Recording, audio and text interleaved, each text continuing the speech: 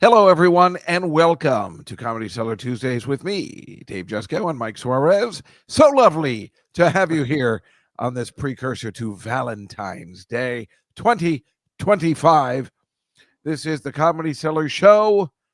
The Comedy Cellar, the best comedy club in New York City. If you were to come down today at the Village Underground, actually, there's a super secret pop-up show. Mike, do you know what it is? They can No, announce I it haven't now at been. 6. I haven't been by there. Yeah. It's so secret we don't even know. But I'm just saying that's the kind of stuff that goes on here. Remember, I was part of the last super secret pop-up, which happened Oh to be yeah. Sarah Silverman. So It's the anytime you ghost of see that, Gallagher.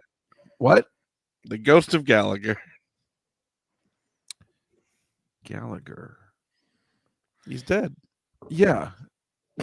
So I be his don't ghost. understand. Anyway, what I'm saying is it's very you might be able to you should always check the site and see if there's going to be a super secret pop-up show because it's usually good people. I'll find out who it is for next week. Actually, it Yeah. won't be on next week, but the week after. It doesn't matter. The point of the matter is at 9:35 tonight, which you could totally make if you lived anywhere near the West Village or New York City. But of course, this is an example of what you could be seeing at 9:35 tonight at the Fat Black. You're seeing Julian McCullough, who I haven't seen in a long time, but we've been friends for a very long time. Lisa Traeger, who actually might be on the show on our first episode in March, and Nathan McIntosh.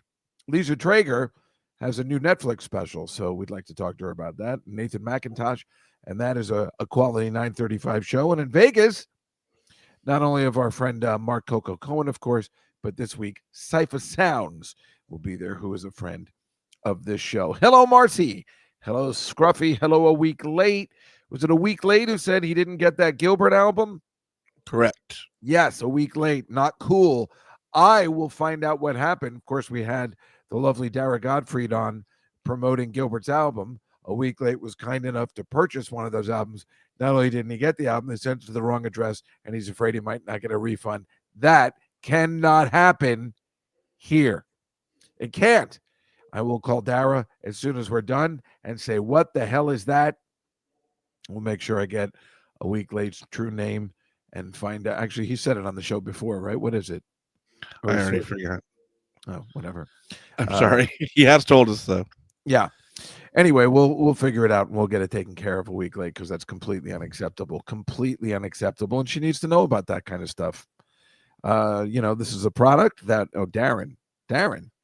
No, that's not it. That's always a great gag. No, that's not it. I'm teaching all about these sitcoms in the 60s and 70s, and they all are like that. No, that's not it. I'll get it. It's an old gag, but a classic. Now, obviously, the Super Bowl was on Sunday, and everybody hated it. Or, I mean, we didn't hate it. I think, unless you are Nick Griffin, everybody was pretty upset that the Kansas City Chiefs lost. Although nobody really likes the Eagles either. So I think that's why the problem with the Super Bowl, Exhibit A, Exhibit B, it's just a shitty Super Bowl. It was a bad game. The commercials were horrendous, and the halftime show sucked. Now, the commercials were absolutely awful. I was actually at Alon's house, and I was watching, and of course, you want to see the first couple and all of them, and it just one after the next. Not only, I always have to take into consideration, am I an old man and I don't understand? But since Marcy says they were happy that came. Well, of course you were happy because you're a Bengals fan. Anybody in the AFC is happy. But, it's, am I old or is it a real thing? And from what I've heard for everybody, nobody liked the commercials. So it's not just me or the halftime show. Obviously, I never heard of any of the songs he was singing. I don't know what the hell he was talking about, but it was a shitty halftime show. Even if I don't know, it's like when I watch Saturday Night Live and I don't know the person, I judge on the performance, I judge on the beat, and I judge on especially the pomp and circumstance that they bring to the show. I mean, if you don't like somebody's music, if they're a showman, that's pretty good. I mean, that's all you ask for. But here's what was happening on Twitter. So it's not just me, and Twitter's obviously younger folk. Worst halftime show ever. Somehow Kendrick is worse than the game itself. This halftime show is hot garbage. Worst of all time. Worst halftime show I've ever seen in my entire life. That's somebody who's 5. Not here's not one white person on stage. People were upset about that. All the country, and this is who they chose. And obviously, the only good part about the show was when SZA came on in her red and looked good and was at least was interesting. And Kendrick Lamar stinks. I thought he'd be a big showman at least. Even his entrance sucked. But I didn't think it was him. I don't know what he looks like. When he was on top of that car, and I'm like, no. I was telling a lot, because they didn't know either. We're white people. We don't know what's happening. And we're like, we're looking at we're like, no, that's not how you make an entrance in a Super Bowl. You do what Rihanna did. You come from the ceiling, from high up, even though you're pregnant, you take a risk. You Katy Perry, you're flying through the stadium, or Pink or so. You know what I'm saying? You don't just pop up dressed like that, dressed like a hoodlum. Yeah, I'm saying it that way, dressed like a hoodlum. I know that's the way the rappers dress, but it's the fucking Super Bowl. And if you are not a fan of stand-up comedy and Eddie Murphy and know about Delirious or Raw, and you're anybody, you want to get into something crazy. You want to wear what SZA was wearing, who seems to have respect for being in this incredible opportunity. Not your stupid whatever the hell you were wearing. It looked like a troublemaker. It's just, which again works for the character, but it's the Super Bowl. You got to go big. So he sucked. Weekdays was not the worst, but definitely not the best. I've seen worse. Rosie O'Donnell, I have no idea why would she be up, but he came out of a Grand National, which is a very unique and fast car. That's great, but it still sucked, except for the clown car part that came out after, where all those people came out of the car. That was fun. But if I'm doing the Super Bowl, I'm making a big deal about my entrance, because that is what it's all about. And if you don't get that, you stay. What would you come out in? I don't know. I've always pictured the way I would come out and like a Madison Square Garden or something like that. I don't know, but I promise you there'd be smoke. I would propose. What? I would propose the car from Chitty Chitty Bang Bang. Oh my God. That's fucking brilliant. Jesus Christ, Mike. That's brilliant. And make it fly. Yeah. Oh my God. That's brilliant. That's done. Yes, that's the one. Oh, Week says it was a Cutlass. Marcy, don't try and best somebody on your car knowledge. I saw Dave in the halftime show. He was the only white guy, and he played one of the stars on the flag. That's hilarious. It was talking about diversity, and then there's not one white person in the show. I mean, I'm not sure who you're performing to. When you go to a game, there's no black people in the stands. It's like weird. It's so weird. But whatever. I don't care whether it's black or white. It really makes no difference. I just want a quality show. Let alone there was some Palestinian asshole trying to storm the field during the show with a flag, and security got to him beforehand. It wasn't on TV, thank goodness, because that's what they pride themselves on. See, if nothing's on TV, then it's like the whole thing didn't happen. So another idiot trying to ruin it for everybody, trying to ruin everybody's good time. Very nicely done. Also, again, with the commercials, did anybody see a commercial that they liked? Is there anybody here who really liked any of them? I don't know whether anybody noticed, and no one's talking about this. They had one commercial with Eugene Levy. Anybody see it? Mm-mm. They made fun of his eyebrows, and they took off, and they had their own life. It was very funny. An hour later, they had another commercial for a completely different product with somebody's mustache doing the same thing. Nobody's talking about it. Yeah, Marcy says, I like the Eugene Levy. But Marcy, did you see? Yeah, the eyebrows fine, right? Because that was early on. But about an hour in, there was another one with a mustache for, I think, Doritos or Pringles. Yeah, exactly. Then the next commercial break, someone's mustache was flying. Exactly. That's messed up. So, besides a bad game, similar commercials, Yeah. it's pretty bad. That when Harry Met Sally was excellent, that one they'd been showing, so that was the best quality one. Yeah. We should And have seen what followed the mustache commercial. the what? You should have seen what came on after the mustache commercial. What did? I was just implying. I was implying worse hair flying from somewhere. Sorry. That's okay. It's like I guess I knew you were just going with something, and I'm just like, no, I think he's got something. Anyway, it's funny. Again, that Super Bowl sucked financially for me as well. I'm on all these pools. It is true. Mike's jokes sometimes go over my head all week late. I hate it. Well, a lot of times I can't because I talk so much, and when he comes in, I miss half of it, so I have to make him repeat it. And that's the worst thing a comedian can do. So that's on me. But I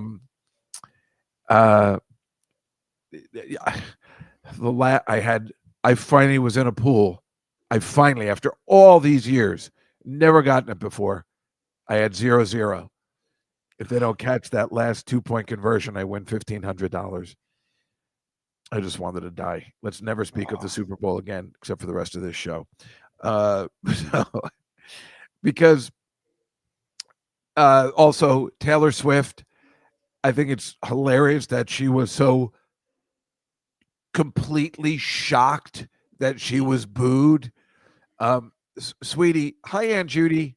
How are you finally connected? I talked to you at 5:30.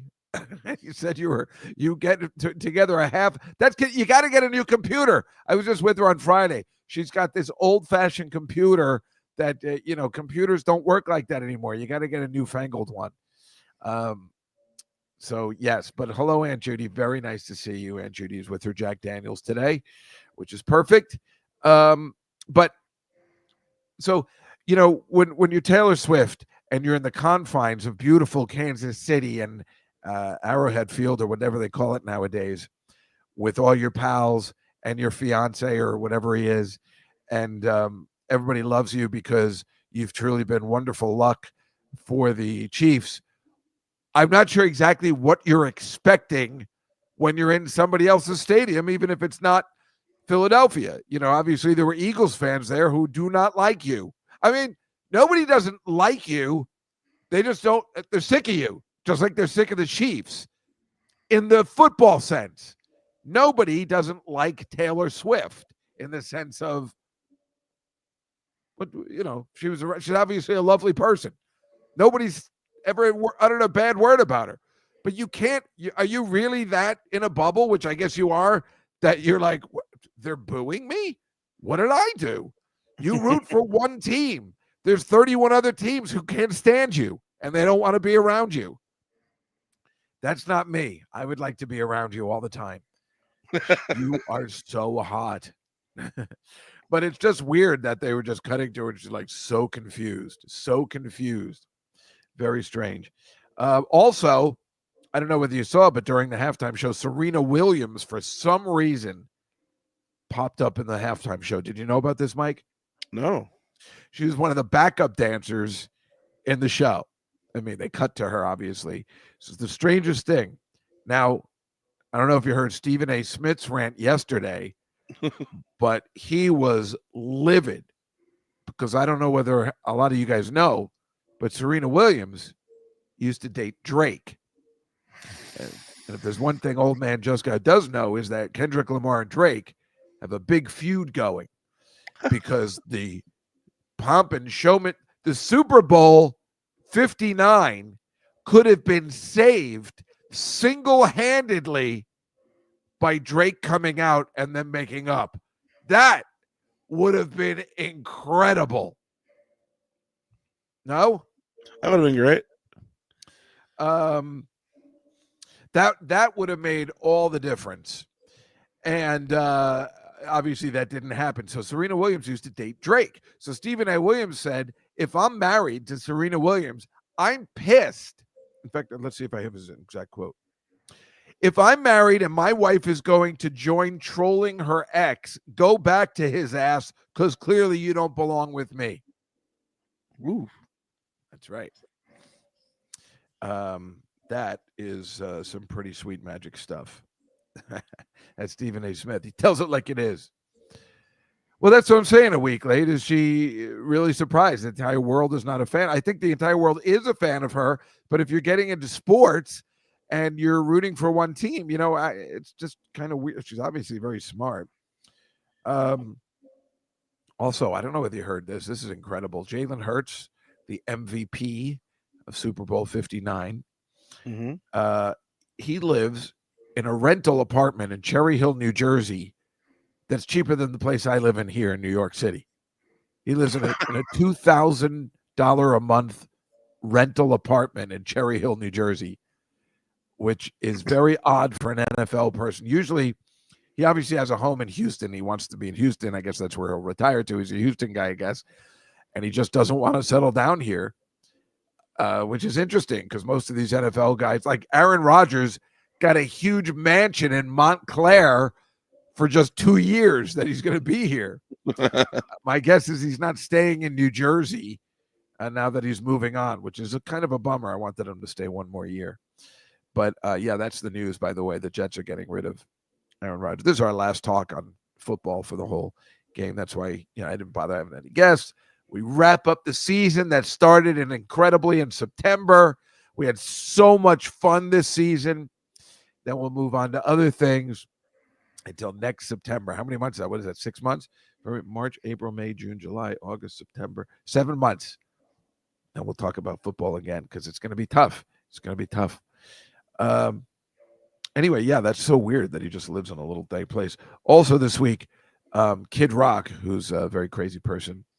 I'm not doing UFL picks a week late. No. Oh my God. Absolutely not. Although now I'm kind of thinking. Kid Rock was at my friend Dave Bryan's birthday party. Dave Bryan is the keyboardist from Bon Jovi. Mm-hmm. We went to high school together. I went to see him at the Stone Pony. We're friendly. And he went to his birthday party in Nashville at a bar or a music place that John Bon Jovi is the owner of. So Dave Bryan has his birthday party there. Dave Bryan puts on a really terrific show. It's weird and yet not weird. But the fact of the matter is Dave Bryan, who is a Tony winner on Broadway, goes around at these smaller venues and is playing Bon Jovi songs. And it's a lot of goddamn fun. And his voice is really good. Hi, Frit, a.k.a. Tiffany. So I wish I was there, but then Kid Rock came, and I guess they were singing Proud Mary, and the audience wasn't clapping along, and he got mad, told them to stop, and took off. I don't know whether I'd clap along to Proud Mary at this point. If I'm there to see Dave Bryan, I kind of want to see Bon Jovi music. I don't know if Proud Mary's going to do it for me. I want to clap along to It's My Life and sing around with that. So for Kid Rock to get that angry when everything is going his way, he should shut up. In fact, he was leaving with Lauren. Is her name Lauren Bogart? Bogart. She's something in the Trump. Yeah. Really pretty, really crazy. I think from Colorado. Big gun-toting person. They were seen leaving together like the night of the inauguration and stuff. So this guy's he's winning in the true Charlie Sheen sense of the word.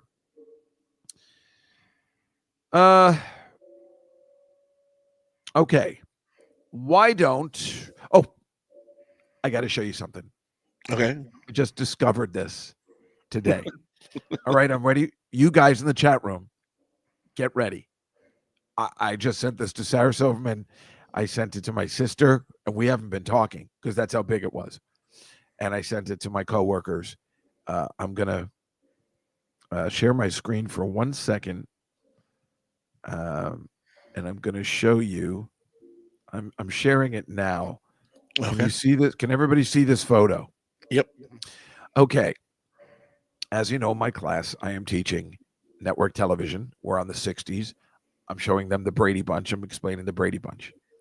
This picture is from the classic Brady Bunch Ooh My Nose episode. Everyone knows that episode. I'm showing it to my students. They're going to be, I'm like, kids, you have no idea how iconic this is, showing them the 3 times in a run. Of course, it's the 3. Ooh, my nose. Ooh, my nose. Ooh, my nose. But everything about it is incredible, let alone that's Doug Simpson, big man on campus. We all, if you're around our age, if you're in your 40s or whatever, you know Doug Simpson, big man on campus, and Ooh, my nose. Who's the girl in the middle? That is the trivia. Who is the girl, the really cute girl in the goddamn middle? I just discovered it today, and I can't even. It's mind-blowing. Sarah and I always play 20 questions. She got it in 8 guesses. She is in an extremely classic 80s film.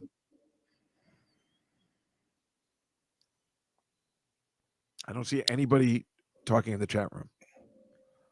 Come on, guys, guess. Is it the girl from Adventures in Babysitting? No, she'd be too Old, young or old. What was that?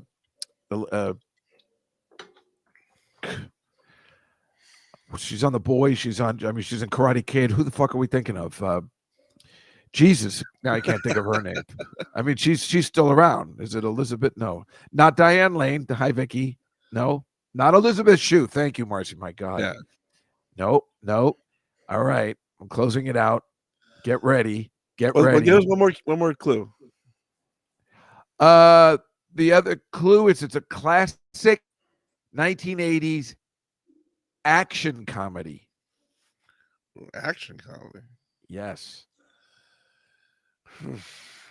Is everybody ready? Are you ready? Sure.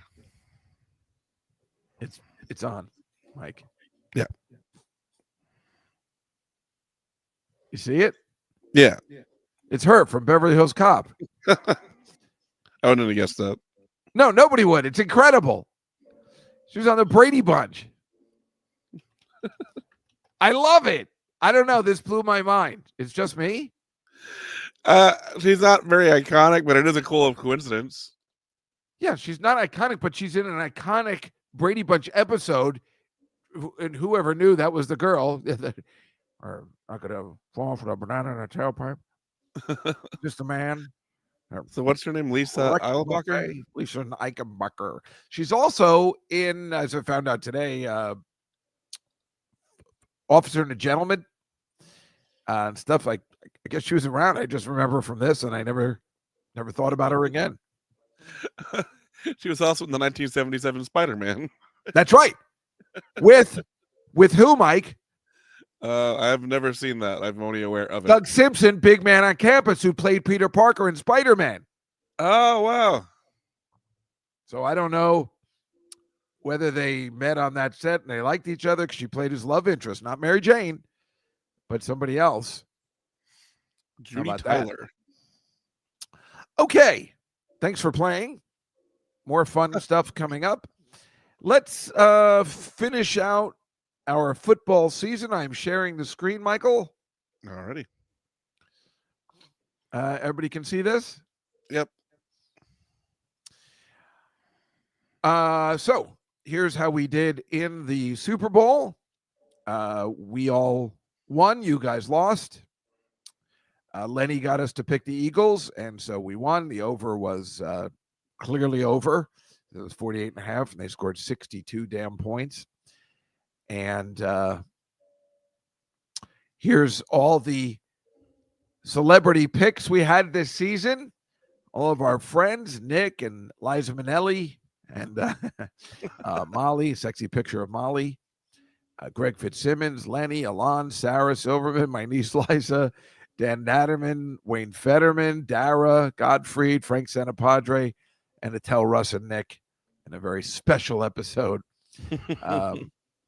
Truly awesome season with everybody. But how did we do in the celebrity top 5 picks? As you can see, I went 59 and 42. Mike went 56 and tied with you guys in the peanut gallery, and the celebs went 55, which makes me the 2024 Celebrity Top 5 champion. That's right, little Danny Natterman, going 59, 42, and 3. This year's I am the Celebrity Top 5 champion. Here's how it week 8 this was the 18-week challenge for the season. This is how it ended up with me, Mike, Nick, and Marcy. And that made Mike with 145 to 121 and 6, the 2024 18-week challenge champion. I missed it by 3 points. And in this one, Mike missed it the opposite way by 3. Thought he might be able to pick up a couple games in the playoffs and Super Bowls. No, and you guys just missed it by 3. It was very close this year. Very close. Not Marcy so much, but the rest of us.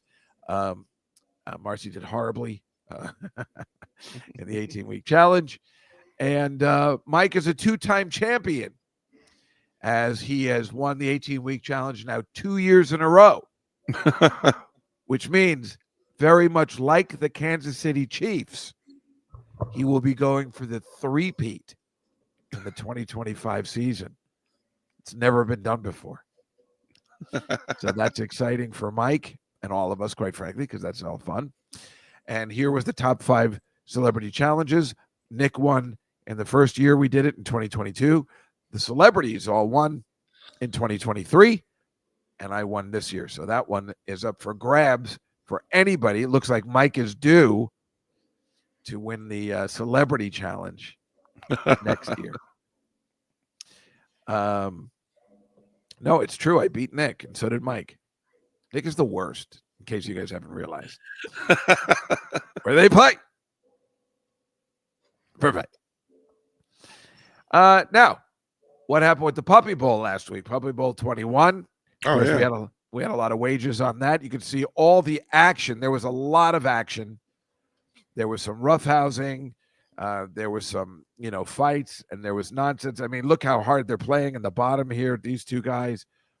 I mean, there was a lot of nonsense at the Puppy Bowl, but when all was said and done, of course, we had Team Rough against Team Fluff. Does anybody know the outcome? It's quite surprising. Oh, I did not find out. Well, I will tell you. I mean, you guys watched, right? I did not. What? I didn't watch either game. Nobody knew it was. I was at Alon's house. I'm like, can you put on the Puppy Bowl? What's that? What's that? You know what? I walked right out. I walked out. Guy doesn't know how to work a TV anyway. It was incredible. Team Fluff won the Lombardi Trophy of the 2021. Team Fluff. We didn't think that was going to happen. Right? We thought Team Rough was all the way, but look, Team Fluff with Smoosh. Smoosh had a great game. Oh, good. And Team Fluff wins the Lombardi Trophy this year for the Puppy Bowl 2021. The individual teams, of course, remember we had Team Rough with Saquon Barkley, and Team Fluff had Lin-Manuel Ferranda. But who won the individual awards? And the answers are these here are the champions, the Team Fluff. These are the champions. I'm telling you, Smoosh had an incredible game. It's all over the internet. And Charlotte in Team Fluff, the reason they won, mostly just before the half, Charlotte picked up a toy, fumbled, picked up another one, and scored a touchdown and a field goal in the same, and it's never been done before. Wow. In the same, just before the half ended, before the buzzer ended. So Charlotte had a lot to do with Team Fluff winning. God damn it, a week late. I meant to put a picture of Puczynski in there, and I forgot. I knew I was like, wait, I got to put the Puczynski in as the MVP. I forgot. God damn it. No, I didn't get the blind dog. Anyway, the most valuable puppy was Foxtrot. He won most valuable puppy this year for Puppy Bowl 21 from Team Rough. And there he is, Foxtrot Puppy Bowl MVP. That was all over the internet. I mean, you guys, right? Yep. You saw it, right? I mean, right? And Mercury won the Underdog Award as, just kind of an up-and-comer. Guy was just kind of hanging around. Everybody seemed to like. But the one that won, the big one, which is like kind of Miss Congeniality. Does anybody have any guesses? Smoosh. Nope. No, it's a classic. This is the popularity playoffs. Let me see what it's. I don't know what it says on it. Popularity playoffs. What does it say? I don't want to touch anything. Popularity playoffs champ, D-Bone Samuel. Of course. So he won the popularity playoffs champ, D-Bone Samuel. How could it not be? So Team Rough took a lot of the individual awards, but Team Fluff won the Puppy Bowl. Yeah. That little face. And then, that's the end. I thought I had something else. I do have something else. I have more Super Bowl knowledge and also somebody else I would like to talk about. My friend literally missed a poker game because he was distracted by the Puppy Bowl. We aren't friends anymore. Hey, popularity. They missed it. Oh, you're right. That's better a week late. What else did everybody else do for the Super Bowl? We'd like to know. If you want to write it or send us a picture, we always like that. We like to share. Puchinsky did the halftime show. That would have been so much better. Okay, I'm going to share my screen again, Mike, for the little game we're going to play, and this will end the season. I am sharing now a little Super Bowl trivia, just to really round out the end of the NFL season and our good times we have with it here, with the little games here. What is Marcy saying? Just stayed home and watched it. Yeah. So the question is, the first question, what year was the first Super Bowl played? Oh, Marcy got it completely right. 1967 is the correct answer. Before that, what was it called? The championship game? Oh, I guess, yeah. 1967, ironically, the game featured the Kansas City Chiefs against the Green Bay Packers. Kansas City Chiefs were the first Super Bowl and the last Super Bowl. Incredible. Of course, they lost. They didn't win until Super Bowl IV. A week late says, I was drinking with a friend. Plus, I found out my credit card was hacked. So that was fun times. Oof. Is it a week late that also had the album problem? Yep. He's having a bad week.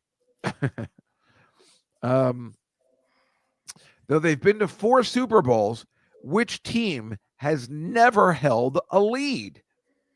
Does anyone know? 4 Super Bowls. I thought maybe it was the Buffalo Bills. I know they've been to 4. No, they've been ahead, though. Right. That was won the first one.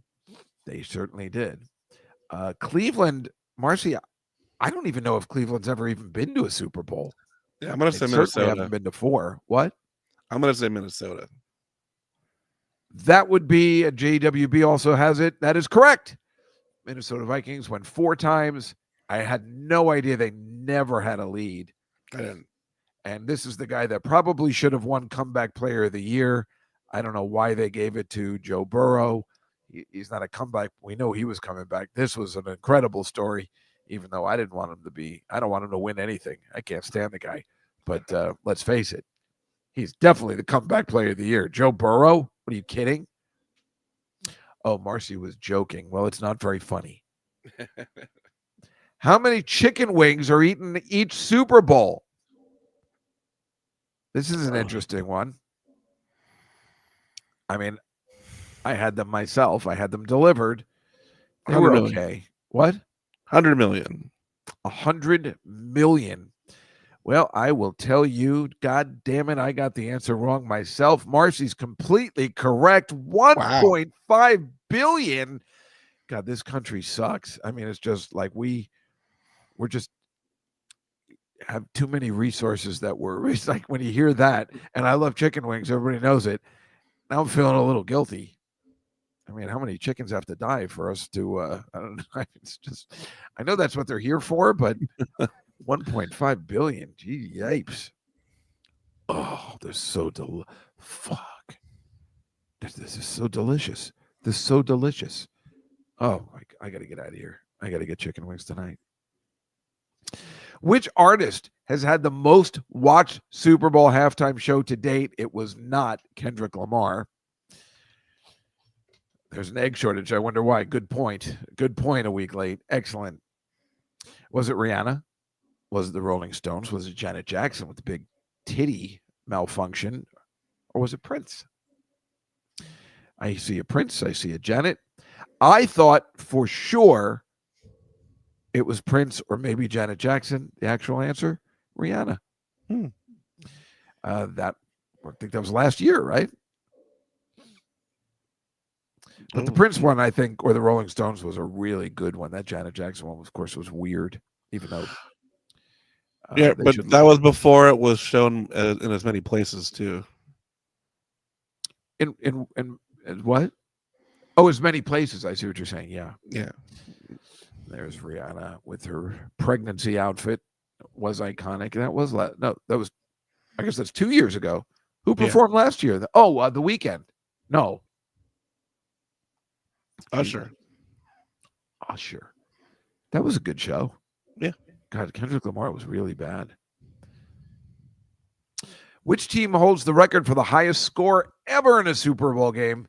I knew this one because it was one of the greatest Super Bowls of my life in the sense that I won a lot of money.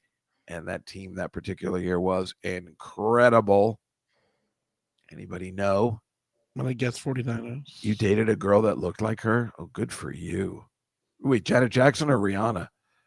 Rihanna. Usher. That looked like her. You guys all haven't guessed the correct one. Scruffy has. I see Cowboys, Patriots. It's the Niners. Yeah, it's the San Francisco 49ers. 55 points. I remember that game so well. It was in the 90s, and they beat the crap out of the San Diego Chargers at the time. San Diego.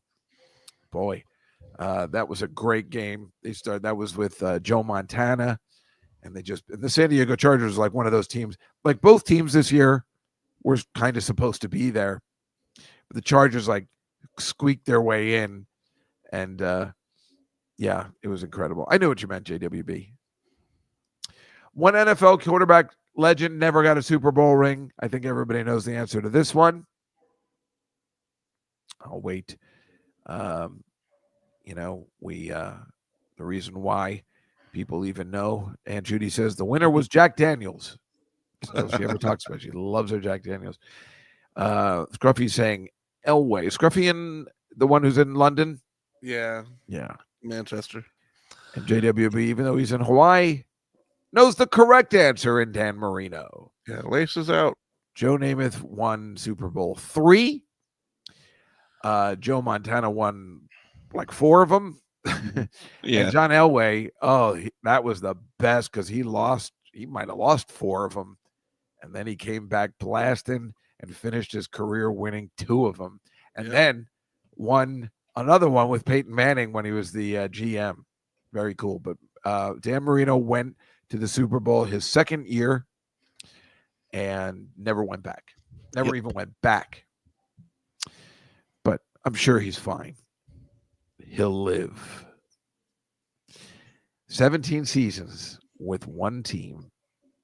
And he was great. Just couldn't bring it back. And that you're looking at that's the Super Bowl. The Redskins at the time they slaughtered them, I think. And that was the other thing. I thought, like, if the Commanders had gone this year with their new guy, that he would have been the first rookie to ever go to the Super Bowl. That would have been incredible. Which team has participated in the most Super Bowls? The Chiefs, the Eagles, the Bears, or the New England Patriots? Chiefs. I see Chiefs. Somebody. Okay. Skin slaughtered them. Yeah. Oh, I see. Very well done. Scruffy says the Bears. I see two Pats. The correct answer is the New England Patriots. Gotcha. We forget they've been to 11 and they've won 6. They went twice. The Bears beat the crap out of them in '85. Then they went with Parcells when the Packers beat them, and then Tom Brady was in the rest. It's quite incredible. Forget about that. I always think like, I don't know. That makes so much sense. Duh. How much were the tickets to the first Super Bowl? The answer is a little weird.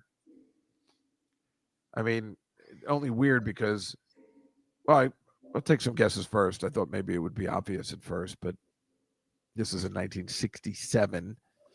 Scruffy says 25. I'll say 12. Yeah, the thing is, it's 12. However, hi, Cammie. How are you feeling? I know you had something going on. No, it's 12. And I got a picture where it says 10. So maybe they were saying 12 with the taxes. $10 to see the Super Bowl because no one knew what it was going to be. Well, $10 was what? 1,000 back then? So. I guess. Oh, sorry, Cammie, that you're in pain. You're so pretty, you shouldn't be in any pain. And this was in Los Angeles, the first Super Bowl ever. I don't even think they considered it the Super Bowl. They didn't even call it the Super Bowl. It was just AFL, NFL World Championship game. It was worth about $95. $95. So still an incredible bargain. $95 would be fine. In fact, I could pay for everybody in this chat room to go to the Super Bowl with me in 1967. Finally, which of these teams has never competed in a Super Bowl? Does anyone know? Texans. The Texans, because the situation is first ever three-peat in the NFL, but right, exactly. Wasn't called the Super Bowl then. Yeah, that's right. The Texans, Scruffy, the Falcons. Actually, that is who Denver beat. John Elway beat the Falcons. His second game he beat Brett Favre the first game, and then the second one he won, he beat the Falcons, and that was a great one because he hated the coach on the other side, so that was awesome. The Packers have obviously been multiple, and the Broncos, thanks to John Elway and Peyton Manning, have been in a lot. The Texans are the expansion team, exactly. Have never been. And now we go to this guy who just passed away on Saturday. Does anybody know who he is? He's one of my favorite actors of all time. I've been doing an imitation of him for about 40 years now. His name is Tony Roberts. Not Tony Robbins, Tony Roberts. And he was in a lot of Woody Allen movies. He's in Annie Hall, of course, where he has all the great lines. Max, come to California. We'll play tennis outdoors every day. Twins, Max. Can you imagine the multiple possibilities? 16-year-olds. That's right, the guy from the Woody movies. Now, what I need here is a medium-sized chuckle. No, this machine is terrific. It's we don't have to have laughs. Is the booing on there? Max, I've got a hit TV show. Yeah, this is him in Play It Again, Sam. There he is on the phone in Play It Again, Sam, where he's going, now listen, I'll be at the Hong Fat Noodle Company, and later on I'll be at home. Now, it's good for the whole day. I always remember when he's on the phone. I'll be at the Hong Fat Noodle Company. It's like one of the only Woody Allen. Actually, the second Woody, there's two of them that take place in San Francisco. Woody Allen didn't direct this one. He's on a date with Sharon, and he's hey, you rice, and he's making a fool out of himself. But Tony Roberts was an awesome, interesting actor. I've been doing that imitation for so long. Mm-hmm. I ran into Jeff Gurian on Saturday, if you know who he is, comic legend, kind of in the city here like me, but he's rich. And I was doing it for him. He goes, that's very good. I'm like, I know. The people that know get it, and the people that don't care. But I got to meet him once at a voiceover audition of all things. And I told him that I did an imitation of him. And he was like, well, I don't know if I like that. But then later he came afterwards because that's right. I had told him that Frank Santapadre got his lines crossed with him. And I was telling him this story. And he goes, who is this, Dave Juskow? And he couldn't remember. And then later, while we were sitting there, and I felt like I had, been a little intrusive, he came over, I do remember that cross line thing.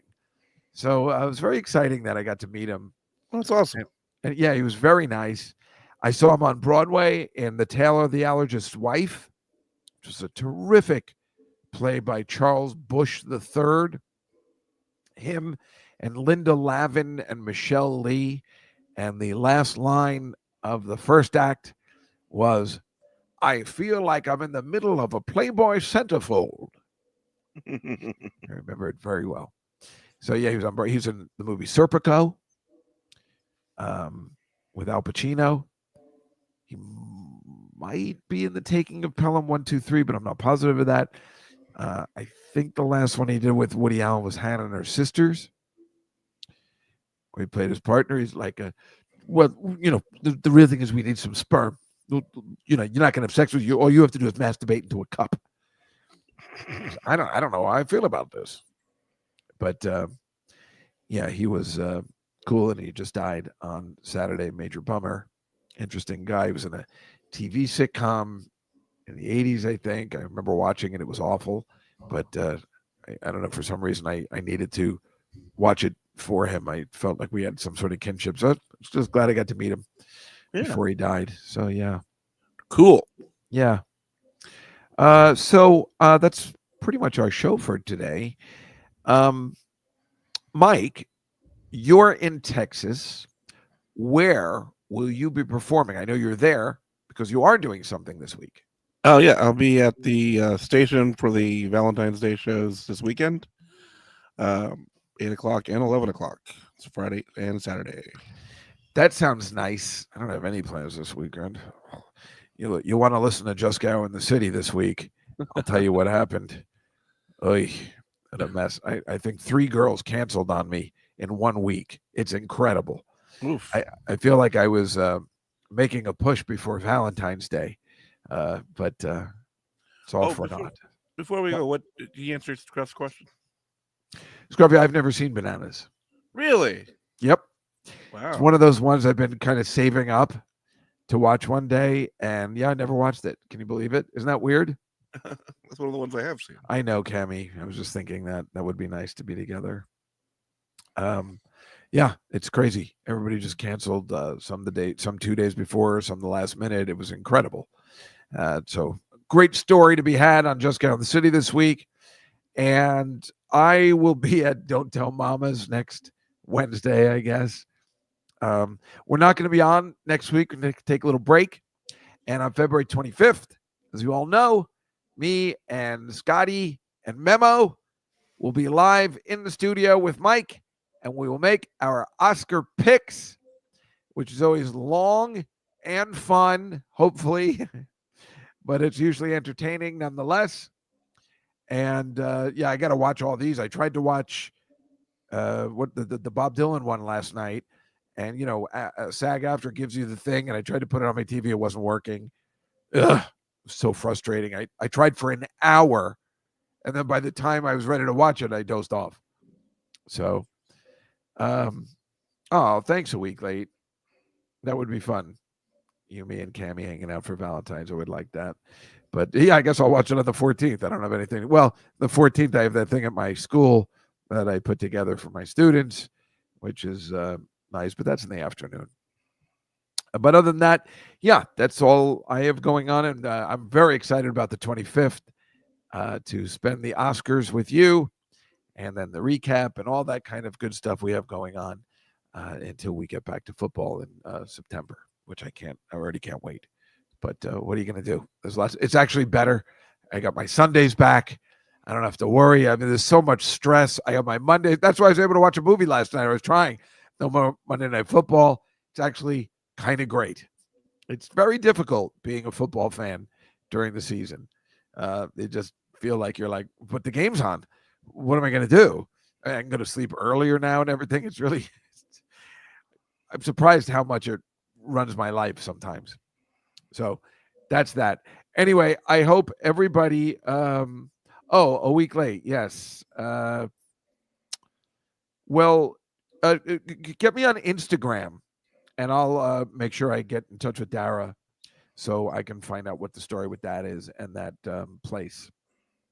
And otherwise, everybody have a great 2 weeks.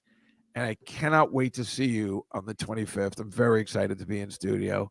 It's always good to see Memo and Scotty. And Scotty will be in all his glory. We are talking about 2 Timothy Chalamet films, which he might actually win Best Actor. But I'm talking about what's the name of the damn Dylan movie? Oh, Jesus. Why can't I think of it? An unknown something. A complete unknown. Yeah. And Dune 2. Scotty is in all his glory. We haven't seen the likes of this since who's that other guy he used to like? Well, Liza, really. So anyway. Okay. So that's it. Mike, have a great week. Good luck on your shows this week. Cammie, I hope you feel better. And Judy, I hope you feel better. And everybody else, just have a wonderful week. We'll see you in 2. Good night, everybody.